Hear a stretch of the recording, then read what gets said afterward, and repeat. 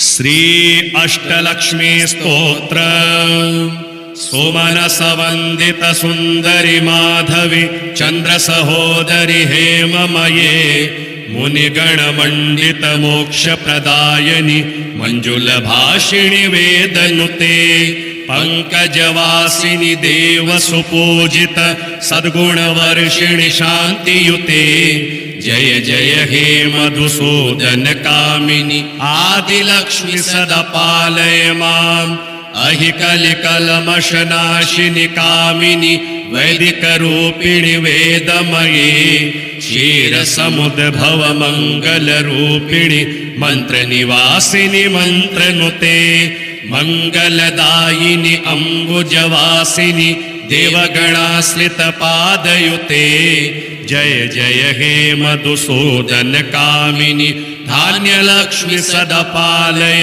माम् जय वरवर्णिनि वैष्णवि भार्गवि मन्त्रस्वरूपिणि मन्त्रमये सुरगणपूजित शीघ्रफलप्रद ज्ञानविकासिनि शास्त्रनुते भवभयहारिणि पापविमोचनि साधुजनाश्रितपादयुते जय जय हे मधुसूदन कामिनि धैर्यलक्ष्मि सदा पालय माम् जय जय दुर्गतिनाशिनि कामिनि सर्वफलप्रद शास्त्रमये रथगज तुरगपदादि समावृत परिजनमण्डित लोकनुते हरिहर ब्रह्म सुपूजित सेवित तापनिवारिणि पादयुते जय जय हे मधुसूदन कामिनि गजलक्ष्मी सदा पालय माम्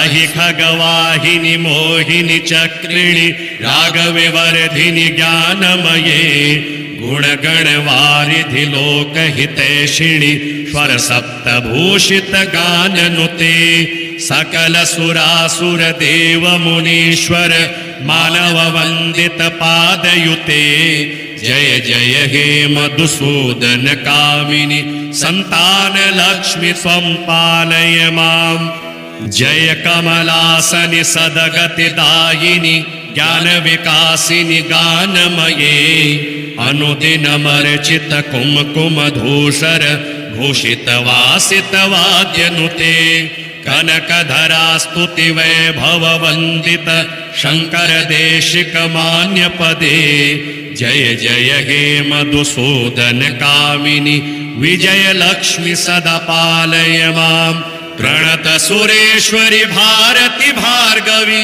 शोक विनाशिनि रत्नमये मणिमय भूषित कर्ण विभूषण शांति समावृत हास्य मुखे नवनिधिदायिनि कलिमलहारिणि कामितफलप्रद हस्तयुते जय जय हे मधुसूदन कामिनि विद्यालक्ष्मि सदा पालय माम् धिमि धिमि धिन् धिमि धिन् धिमि धिन् धिमि दुन्दुभिनाद सुपूर्णमये घुम घुम घुम घुम घुम घुम घुम घुम शंखनिनाद सुवाद्यनुते वेद पुराण इतिहास सुपूजित वैदिक मार्ग प्रदर्शयुते जय जय हे मधुसूदन कामिनि धनलक्ष्मी सदा पालय माम् अथ श्री कनकधारा स्तोत्र अंगं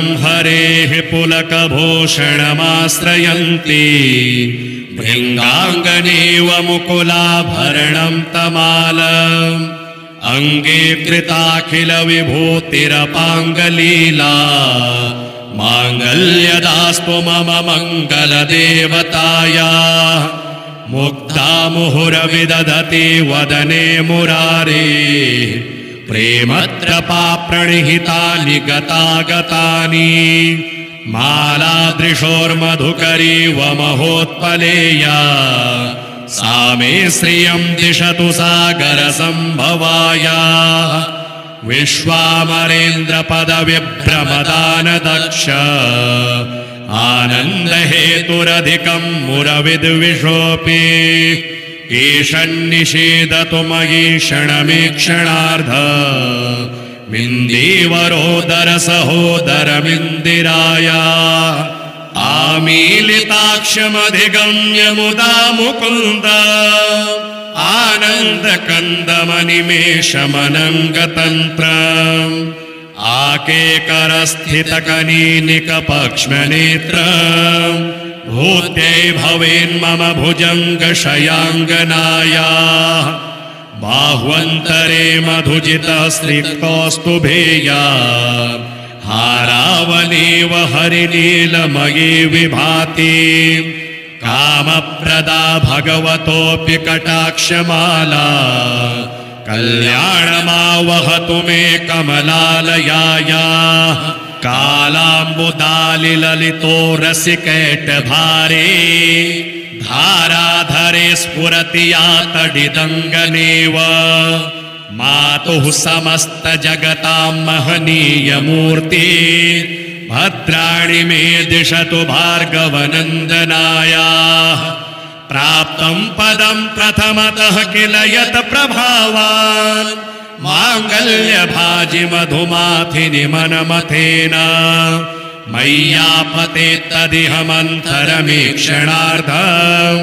मन्दालयं च मकरालय कन्यकायाः दद्यादयानुपवनो द्रविणाम्बुधारा मस्मिन्न किञ्चन विहङ्गशिशौ विषण्णे दुष्कर्मघर्ममपनीय चिराय दूरम् नारायण प्रणयिनी नयनाम्बुवाहः इष्टाविशिष्टमतयोऽपि यया दयार्द्र दृष्ट्या त्रिविष्टपपदं सुलभं लभन्ते दृष्टिः प्रहृष्टकमलोदरदीप्तिरिष्टा पुष्टिं कृषिष्ट मम पुष्करविष्टराया गीर्देवतेति गरुडध्वज भामिनीति शाकम्भरीति शशिशेखरवल्लभीति सृष्टिस्थितिप्रलयकेलिसुसंस्थितायै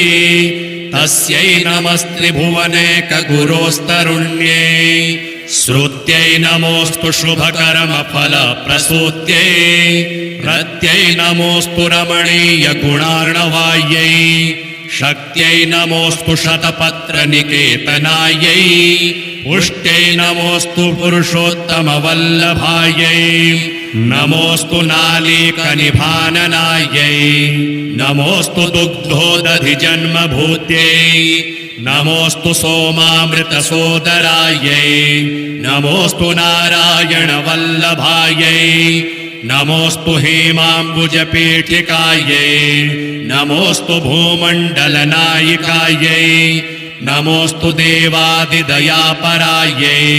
नमोऽस्तु शार्ङ्गायुधवल्लभायै नमोऽस्तु देव्यै भृगुनन्दनायै नमोऽस्तु विष्णोरुरसिस्थितायै नमोऽस्तु लक्ष्मे कमलालयायै नमोऽस्तु दामोदरवल्लभायै नमोऽस्तु कान्त्यै कमलेक्षणायै नमोऽस्तु भूत्यै भुवनप्रसूत्यै नमोऽस्तु देवादिभिरर्चितायै नमोऽस्तु नन्दात्मजवल्लभायै सम्पत्कराणि सकलेन्द्रियनन्दनानि साम्राज्यदानविभवानि सरोरुहाक्षी त्वदवन्दनानि दुरिताहरणोद्यतानि मामेव मातरनिशं कलयन्तु नान्यत् यत्कटाक्षसमुपासनाविधिः सेवकस्य सकलार्थसम्पदः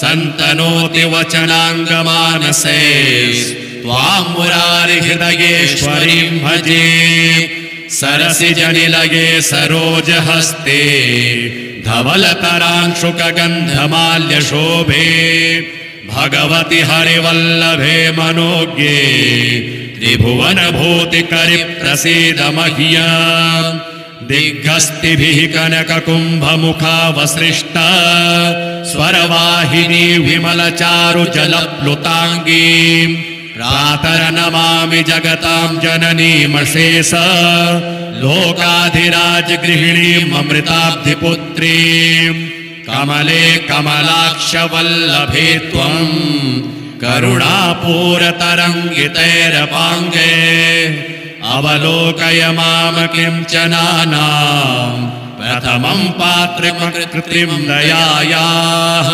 स्तुवन्ति ये स्तुतिभिरमीभिरन्वः त्रयीमयीं त्रिभुवनमातरं रमाम गुणाधिका गुरतर भाग्यभागिनो भवन्ति ते भुवि बुधभाविताशयाः श्री अष्टलक्ष्मी स्तोत्र सुमनसवन्दित सुन्दरि माधवि चन्द्रसहोदरि हेममये मुनिगणमण्डित मोक्षप्रदायनि मञ्जुलभाषिणि वेदनुते पंकजवासिनि देवसुपूजित सद्गुणवर्षिणि शान्तियुते जय जय हे मधुसूदन कामिनि आदिलक्ष्मि सदा पालय माम् अहि कलिकलमशनाशिनि कामिनि वैदिकरूपिणि वेदमये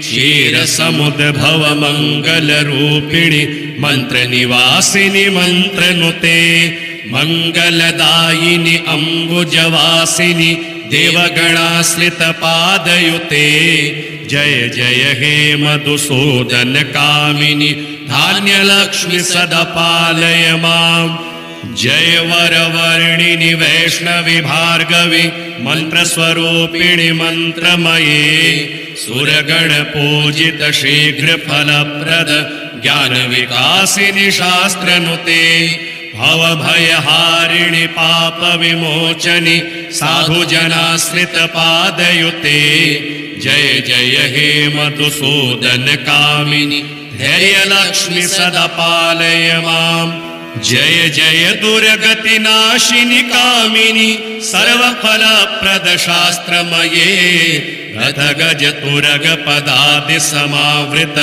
परिजनमण्डित लोकनुते हरिहर ब्रह्म सुपूजित सेवित तापनिवारिणि पादयुते जय जय हे मधुसूदन कामिनि गजलक्ष्मी सदा पालय माम् अहि खगवाहिनि मोहिनि चक्रिणि रागविवर्धिनि ज्ञानमये गुणगणवारिधि लोकहितैषिणि स्वर सप्तभूषित गाननुते सकल सुरासुर देव मुनीश्वर मानव वंदित पादयुते जय जय हे मधुसूदन कामिनि संतान लक्ष्मि त्वं पालय माम् जय कमलासनि सदगतिदायिनि ज्ञान विकासिनि गानमये अनुदिनमर्चित कुमकुमधूसर भूषित वासित वाद्यनुते कनकधरा स्तुति वैभव वंदित शंकर देशिक मान्य पदे जय जय हे मधुसूदन कामिनि विजय लक्ष्मि सदा पालय माम् प्रणत सुरेश्वरि भारति भार्गवि शोक विनाशिनि रत्नमये मणिमय भूषित कर्ण विभूषण शांति समावृत हास्य मुखे नवनिधिदायिनि कलिमलहारिणि कामित फलप्रद हस्तयुते जय जय हे मधुसूदन कामिनि विद्यालक्ष्मि सदा पालय माम् धीमि धीमि धिन् धीमि धिन् धीमि धिन् धीमि दुन्दुभिनाद सुपूर्णमये घुम घुम घुम घुम घुम घुम घुम घुम शंखनिनाद सुवाद्यनुते वेद पुराण इतिहास सुपूजित वैदिक मार्ग प्रदर्शयुते जय जय हे मधुसूदन कामिनि धनलक्ष्मी सदा पालय माम् अथ श्री कनकधारा स्तोत्र अंगं हरेः पुलकभूषणमाश्रयन्ति भृङ्गाङ्गनेव मुकुलाभरणं तमालम् अंगे कृताखिल विभूतिरपाङ्गलीला माङ्गल्यदास्तु मम मङ्गलदेवताया मुग्धा मुहुरविदधति वदने मुरारे प्रेमत्रपा प्रणिहितानि गतागतानि मालादृशोर्मधुकरी वमहोत्पलेया सा मे श्रियं दिशतु सागरसम्भवाया विश्वामरेन्द्रपदविभ्रमदानदक्ष आनन्दहेतुरधिकं मुरविद्विषोऽपि ईशन्निषेदतु मयि क्षणमीक्षणार्ध मिन्दीवरोदरसहोदरमिन्दिराया आमीलिताक्षमधिगम्य मुदा मुकुन्द आनन्दकन्दमनिमेषमनङ्गतन्त्रम् आकेकरस्थितकनीनिकपक्ष्मनेत्रम् भूत्यै भवेन्मम भुजङ्गशयाङ्गनाया बाह्वन्तरे मधुजितः स्निग्धोऽस्तुभेया हारावलीव हरिनीलमयी विभाति कामप्रदा भगवतोऽपि कटाक्षमाला कल्याणमावहतु मे कमलालयाया कालाम्बुदालिललितो रसिकैटभारे धाराधरे स्फुरति या तडिदङ्गनेव मातुः समस्तजगतां महनीयमूर्ति भद्राणि मे दिशतु भार्गवनन्दनाया प्राप्तं पदं प्रथमतः किल यत् प्रभावान् माङ्गल्यभाजि मधुमाथिनि मनमथेन मय्यापते तदिह मन्थरमीक्षणार्धम् मन्दालयं च मकरालय कन्यकायाः दद्यादयानुपवनो द्रविणाम्बुधारा मस्मिन्न किञ्चन विहङ्गशिशौ विषण्णे दुष्कर्मघर्ममपनीय चिराय दूर नारायण प्रणयिनी नयनाम्बुवाहः इष्टाविशिष्टमतयोऽपि यया दयार्द्र दृष्ट्या त्रिविष्टपपदं सुलभं लभन्ते दृष्टिः प्रहृष्टकमलोदरदीप्तिरिष्टा पुष्टिं कृषिष्ट मम पुष्करविष्टराया गीर्देवतेति गरुडध्वज भामिनीति शाकम्भरीति शशिशेखरवल्लभीति सृष्टिस्थितिप्रलयकेलिषु संस्थितायै तस्यै नमस्त्रिभुवनैकगुरोस्तरुण्यै श्रुत्यै नमोऽस्तु शुभकर्मफलप्रसूत्यै रत्यै नमोऽस्तु रमणीयगुणार्णवायै शक्त्यै नमोऽस्तु शतपत्रनिकेतनायै पुष्ट्यै नमोऽस्तु पुरुषोत्तमवल्लभायै नमोऽस्तु नालीकनिभाननायै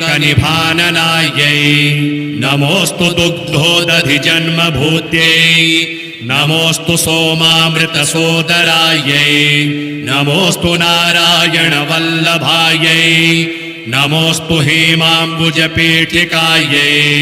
नमोऽस्तु भूमण्डलनायिकायै नमोऽस्तु देवादिदयापरायै नमोऽस्तु शार्ङ्गायुधवल्लभायै नमोऽस्तु देव्यै भृगुनन्दनायै नमोऽस्तु विष्णोरुरसिस्थितायै नमोऽस्तु लक्ष्मे कमलालयायै नमोऽस्तु दामोदरवल्लभायै नमोऽस्तु कान्ते कमलेक्षणायै नमोऽस्तु भूत्यै भुवनप्रसूत्यै नमोऽस्तु देवादिभिरर्चितायै नमोऽस्तु नन्दात्मजवल्लभायै सम्पत्कराणि सकलेन्द्रियनन्दनानि साम्राज्यदानविभवानि सरोरुहाक्षी त्वदवन्दनानि दुरिताहरणोद्यतानि मामेव मातरनिशं कलयन्तु नान्यत्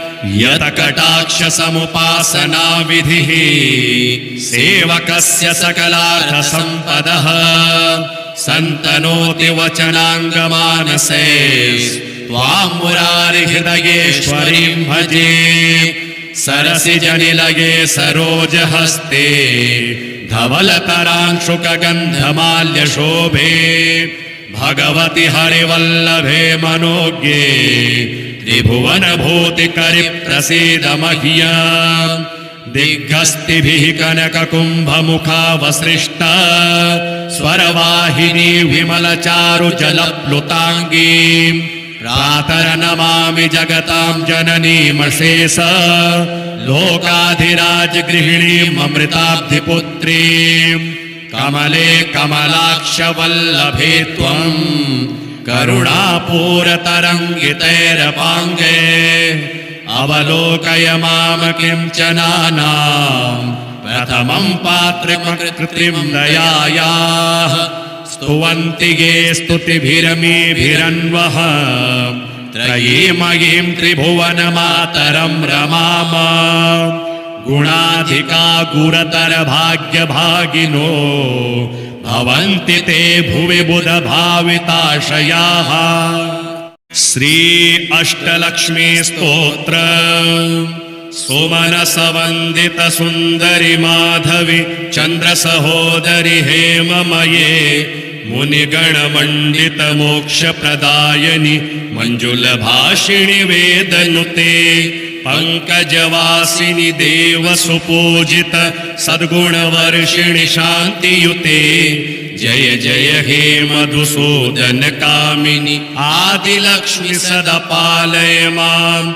अहिकलिकलमशनाशिनि कामिनि वैदिकरूपिणि वेदमये क्षीरसमुद्भव मङ्गलरूपिणि मन्त्रनिवासिनि मन्त्रनुते मङ्गलदायिनि अम्बुजवासिनि देवगणाश्रितपादयुते जय जय हे मधुसूदन कामिनि धान्यलक्ष्मि सदा पालय माम् जय वरवर्णिनि वैष्णवि भार्गवि मन्त्रस्वरूपिणि मन्त्रमये सुरगणपूजित शीघ्रफलप्रद ज्ञानविकासिनि शास्त्रनुते भवभयहारिणि पापविमोचनि साधुजनाश्रितपादयुते जय जय हे मधुसूदन कामिनि धैर्यलक्ष्मि सदा पालय माम् जय जय दुर्गतिनाशिनि कामिनि सर्वफलप्रद शास्त्रमये रथगज तुरगपदादि समावृत परिजनमण्डित लोकनुते हरिहर ब्रह्म सुपूजित सेवित तापनिवारिणि पादयुते जय जय हे मधुसूदन कामिनि गजलक्ष्मी सदा पालय माम् अहि खगवाहिनि मोहिनि चक्रिणि रागविवर्धिनि ज्ञानमये गुणगणवारिधि लोकहितैषिणि स्वर सप्तभूषित गाननुते सकल सुरासुर देव मुनीश्वर मानव वंदित पादयुते जय जय हे मधुसूदन कामिनि संतान लक्ष्मि स्वं पालय माम् जय कमलासनि सदगतिदायिनि ज्ञान विकासिनि गानमये अनुदिनमर्चित कुमकुमधूसर भूषित वासित वाद्यनुते कनकधरा स्तुति वैभव वंदित शंकर देशिक मान्य पदे जय जय हे मधुसूदन कामिनि विजय लक्ष्मि सदा पालय माम् प्रणत सुरेश्वरि भारति भार्गवि शोक विनाशिनि रत्नमये मणिमय भूषित कर्ण विभूषण शांति समावृत हास्य मुखे नवनिधिदायिनि कलिमलहारिणि कामित फलप्रद हस्तयुते जय जय हे मधुसूदन कामिनि विद्यालक्ष्मि सदा पालय माम् धिमि धिमि धिन् धिमि धिन् धिमि धिन् धिमि दुन्दुभिनाद सुपूर्णमये घुम घुम घुम घुम घुम घुम घुम घुम शंखनिनाद सुवाद्यनुते वेद पुराण इतिहास सुपूजित वैदिक मार्ग प्रदर्शयुते जय जय हे मधुसूदन कामिनि धनलक्ष्मी सदा पालय माम्। अथ श्री कनकधारा स्तोत्रम्। अङ्गं हरेः पुलकभूषणमाश्रयन्ति भृङ्गाङ्गनेव मुकुलाभरणं तमालम्। अङ्गे कृताखिलविभूतिरपाङ्गलीला माङ्गल्यदास्तु मम मङ्गलदेवतायाः। मुग्धा मुहुरविदधति वदने मुरारे प्रेमत्रपा प्रणिहितानि गतागतानि। मालादृशोर्मधुकरीव महोत्पलेया सा मे श्रियं दिशतु सागरसम्भवाया। विश्वामरेन्द्रपदविभ्रमदानदक्ष आनन्दहेतुरधिकं मुरविद्विषोऽपि। ईशन्निषेदतु मयि क्षणमीक्षणार्ध मिन्दीवरोदरसहोदरमिन्दिराया। आमीलिताक्षमधिगम्य मुदा मुकुन्द आनन्दकन्दमनिमेषमनङ्गतन्त्रम्। आकेकरस्थितकनीनिकपक्ष्मनेत्रम् भूत्यै भवेन्मम भुजङ्गशयाङ्गनायाः। बाह्वन्तरे मधुजितस्त्रिकौस्तुभेया हारावलीव हरिनीलमयी विभाति। कामप्रदा भगवतोऽपि कटाक्षमाला कल्याणमावहतु मे कमलालयायाः। कालाम्बुदालिललितो रसिकैटभारे धाराधरे स्फुरति या तडिदङ्गनेव। मातुः समस्तजगतां महनीयमूर्ति भद्राणि मे दिशतु भार्गवनन्दनायाः। प्राप्तं पदं प्रथमतः किल यत् प्रभावान् माङ्गल्यभाजि मधुमाथिनि मनमथेन।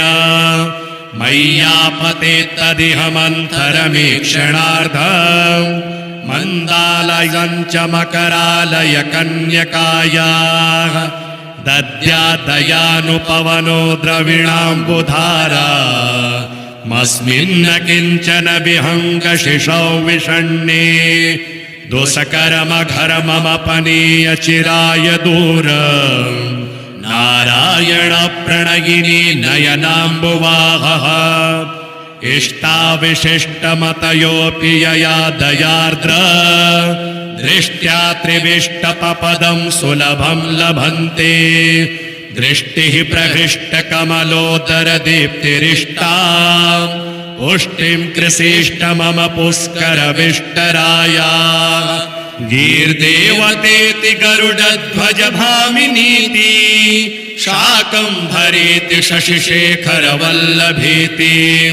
सृष्टिस्थितिप्रलयकेलिसुसंस्थितायै तस्यै नमस्त्रिभुवनैकगुरोस्तरुण्यै। श्रुत्यै नमोऽस्तु शुभकर्मफलप्रसूत्यै। रत्यै नमोऽस्तु रमणीयगुणार्णवायै।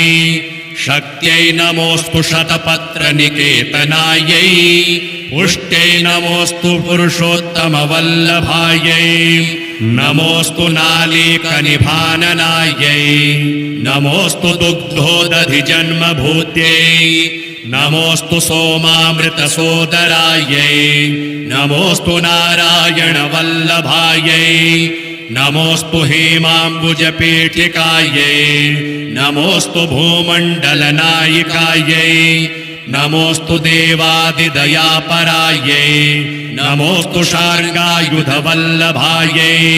नमोऽस्तु देव्यै भृगुनन्दनायै। नमोऽस्तु विष्णोरुरसिस्थितायै। नमोऽस्तु लक्ष्मे कमलालयायै। नमोऽस्तु दामोदरवल्लभायै। नमोऽस्तु कान्ते कमलेक्षणायै। नमोऽस्तु भूत्यै भुवनप्रसूत्यै। नमोऽस्तु देवादिभिरर्चितायै। नमोऽस्तु नन्दात्मजवल्लभायै।